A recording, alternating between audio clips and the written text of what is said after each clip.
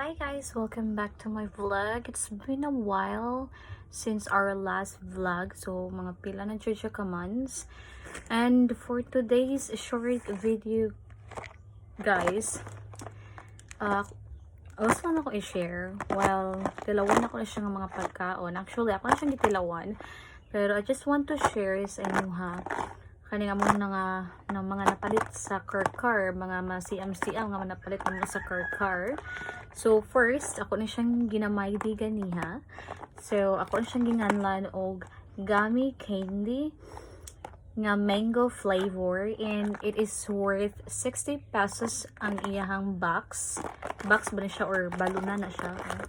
Okay, guys. So first guys, gato ko kuan siya fresh nga mango. So mo tong nadani ko, nagpapalit ko. Kaya marag lami siya. Pero pag tilaw na ko, kaya man ko paabot nga may vlog na ko.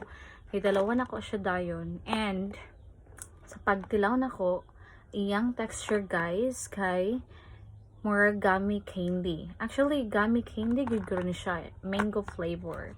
Pero lamig yapon siya guys. Milder ang iyang tamis. Next one, where's that? So, nipalit sa akong uyab og turon. Di ni siya banana nga turon, ni siya saging nga turon, but it is a peanut nga turon from Karkar as well. And it is worth 22 pesos ang isa ka pack.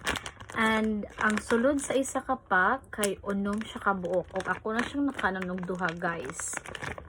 Og sa akong pagtilaw kay very tamis na siya guys. Super katamis. And next one, we have here my favorite. So, banana chips from Karkar as well. And it is only worth 10 pesos for you guys. Daghan siya guys. So, kung kabante mo ng mga musakay tag bus, may mga manudlos or manaka nga malilig ampaw o banana chips and chicharon.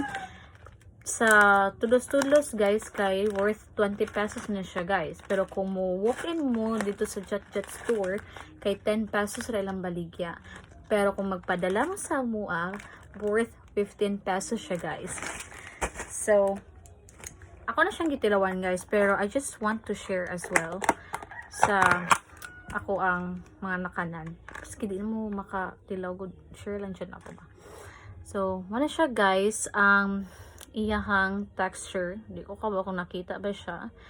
Na siya yung mga small particles sa sugar. Gummy candy gid siya guys. Gummy candy nga mango flavor. So, let's start.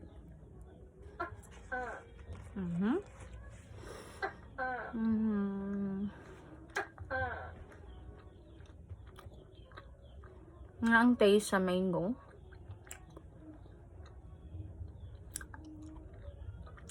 Look at that.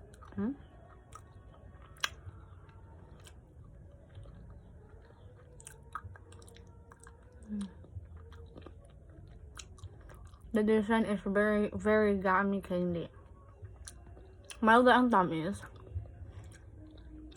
I'm sure ganahan ang mga bata ni mukaon. Next one. Since nakakaon ako duha ka book ani, nga wala na ko na show sa vlog, kay naginahinam ko nga makakaon the first time, not first time, like nakatila na ko before, pero dugay na dito siya nga panahon, like mga elementary pa guro ko. So putol akong kanon na kay super dito siya katamis guys. Aka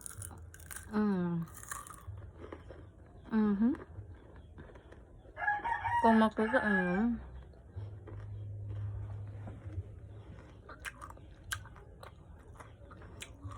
sagol ang particles sa sugar ang gigrind nga peanut.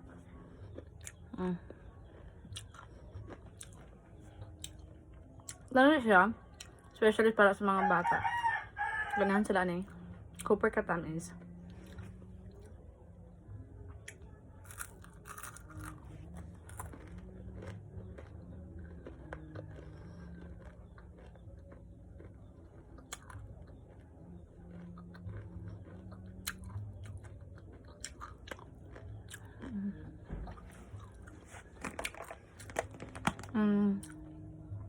It is crunchy as well. Okay.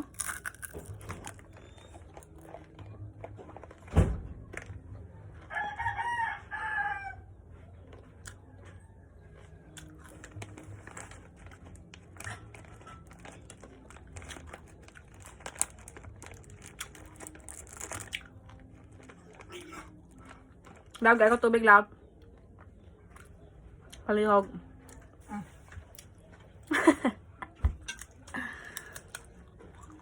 Oh.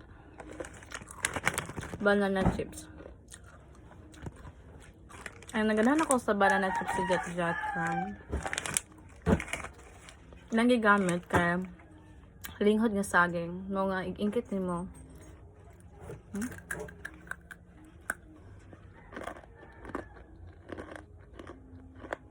Hindi na niya baksin-baksin dre ang tuod.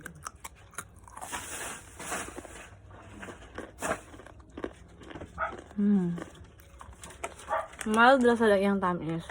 Ang ganahan ko ang ilang banana chips. Aside ng bakato, mild ang pagkatamis. Huwag dami siya para na ako.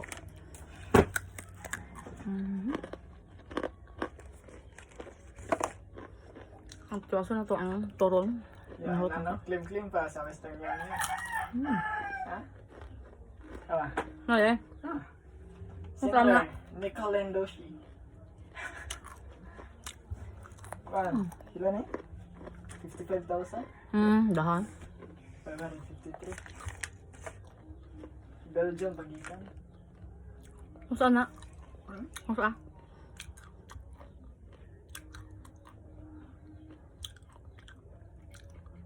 Alright guys, so that's for today's video. It's a short video, more like a mukbang video sa mga pasalubong among napalit from Karkar City. So thank you so much guys for watching and have a good day. Bye! Pag March 9.